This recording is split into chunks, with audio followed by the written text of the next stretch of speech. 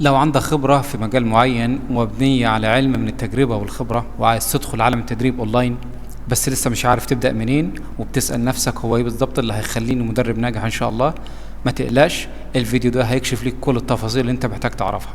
هقول لك على كل الاستراتيجيات اللي احنا بنشتغل بيها مع المدربين علشان تحول خبرتك لدورات اونلاين مؤثرة ومربحة في نفس الوقت. بداية، خلي عندنا تصور صحيح. التدريب الأونلاين مش مجرد إنك تقف قدام الكاميرا وتقول شوية معلومات عن المجال بتاعك. في حاجات كتيرة قدامك لازم تعملها الأول. هي إنك ما تخليش هدفك إنك توصل المعلومة، خلي هدفك إنك تغير حياة الناس بالفعل وتفرق معاهم من خلال الكورس والخبرة بتاعتك. في اعتقاد سائد ما بين المدربين بيقع فيه دايما، وهو إن المدرب معتقد إن دوره هو إنه يقول المعلومة فقط، لكن ده اعتقاد خاطئ تماما. الموضوع أعمق وأدق من كده بكتير. هنعرف النهاردة مع بعض قد إيه لازم يكون عندك الصفات اللي تخليك مدرب ناجح. هل أنت شخص منفتح للتغيير في شغلك وحياتك؟ هل أنت قادر تتعلم استراتيجيات جديدة وتتلقى معلومات حديثة وتطور من خبرتك بشكل مستمر؟ مستعد تسمع كل هالقولك في الفيديو ده؟ لو إجابتك فأنت إن شاء الله في المكان الصحيح.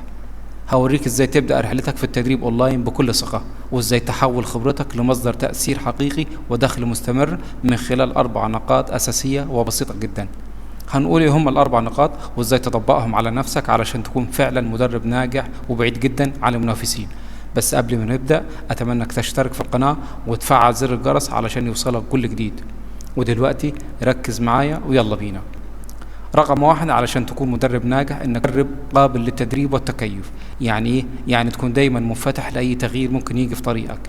الحياة هنا مش ثابتة والسوق كل يوم بيتغير، ولو انت فضلت واقف مكانك ومش بتطور من نفسك هتلاقي نفسك متأخر بكتير جدا عن الناس اللي حواليك. ولو جربت طريقة وما جابتش نتيجة ما تزعلش ابدا وما تحبطش، بالعكس اعتبر نفسك اتعلمت منها. اسمع نصايح الناس اللي سبقوك في نفس المجال وجرب استراتيجيات جديدة حتى لو كانت مختلفة عن اللي انت متعود عليه. المرونة هي سر النجاح الحقيقي. اللي بيتمسك برأيه وبيصر عليه لمجرد العند ده مش ثقة بالنفس أبدا. الثقة الحقيقية إنك تعترف إن في حاجات لسه أنت محتاج تتعلمها وإنك مستعد تطور من نفسك بشكل مستمر. ما تخليش كبريائك يمنعك إنك تستفيد من خبرة غيرك. في ناس عندها تجارب سنين ومروا بنفس التحديات اللي أنت فيها دلوقتي. لما تسمع منهم وتستفيد من خبرتهم انت بتختصر على نفسك وقت ومجهود كبير جدا. حتى اكبر الناجحين في العالم دايما عندهم مرشدين او ناس بيتعلموا منهم. ادرس تجارب الناس اللي نجحوا في مجالك، شوف هم عملوا ايه مختلف، ازاي تعاملوا مع تحديات وازاي قدروا يغيروا من نفسهم لما الظروف دي اتغيرت. رقم 2 شخصيتك هي سر نجاحك الحقيقي في عالم التدريب. المعلومات والخبرة اللي عندك مهمة جدا وما فيش شك في كده، لكن الحقيقة اللي لازم تعرفها ان سر نجاحك مش بس في اللي بتعرفه لكن في شخصيتك وازاي توصل بيها المعلومة للناس. الناس هنا مش بتدور على بس معلومة، لكن بتدور على حد يثقوا فيه، يحسوا معاه بالأمان والثقة ويقدروا يتواصلوا معاه بكل سهولة.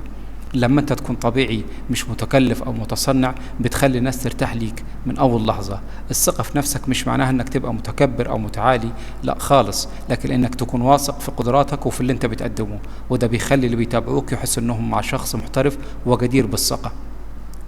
كمان الصدق في رغبتك ان طلابك يستفيدوا بجد هو اللي بيخليهم يلتزموا معاك ويكملوا معاك الرحلة. الناس بتحس لما تكون نيتك صافية وهدفك فعلا ترفع من مستواهم، مش بس تكسب فلوس أو تبين إنك الأفضل في المجال بتاعك. رقم 3 التعلم مستمر دايما. سر النجاح اللي مفيش بديل عنه. مهما كانت خبرتك كبيرة وشهادتك عالية لازم تفهم حاجة مهمة جدا، مفيش حاجة اسمها كفاية علم. الدنيا بتتغير بسرعة والتقنيات والأساليب الجديدة بتظهر كل يوم. لو وقفت مكانك هتلاقي نفسك بتتأخر عن المنافسين بشكل كبير وبتفقد فرص النجاح. طيب هو ليه التعلم المستمر مهم كده؟ لانك مدرب مش بس بتعلم معلومات، انت كمان بتطور مهاراتك او مطلوب منك انك تطور مهاراتك في التواصل، في استخدام التكنولوجيا، وفي فهم احتياجات طلابك اللي بتتغير مع الزمن. لما تبقى دايما متابع جديد بتقدر تقدم محتوى محدث، وده بيخلي طلابك يثقوا فيك اكتر. المدرب الناجح دايما بيدور على فرص التعلم.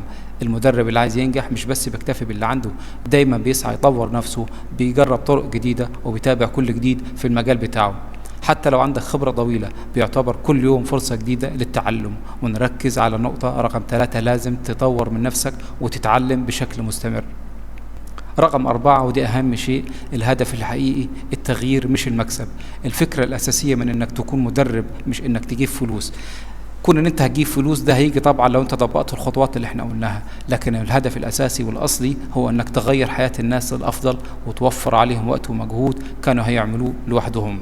خلي ده هو الهدف الاساسي.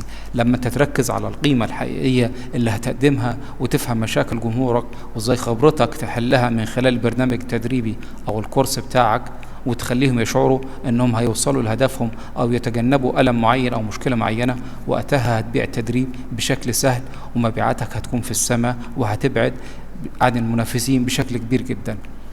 خلي هدفك دايما انك تغير حياه طالب بسببك، ده اعظم حافز ليك، وصدقني ده مكسبه اكتر بكتير من الفلوس. خليك فاكر دايما التدريب اونلاين الناجح قائم على قابليتك للتعلم والتكيف، شخصيتك الجذابة والصادقة، استمرار تطوير نفسك وتركيزك الاساسي على احداث تغيير ايجابي في حياة الناس. لو عندك دول يبقى انت ماشي على الطريق الصحيح وهتكون فعلا مدرب ناجح في يوم من الايام.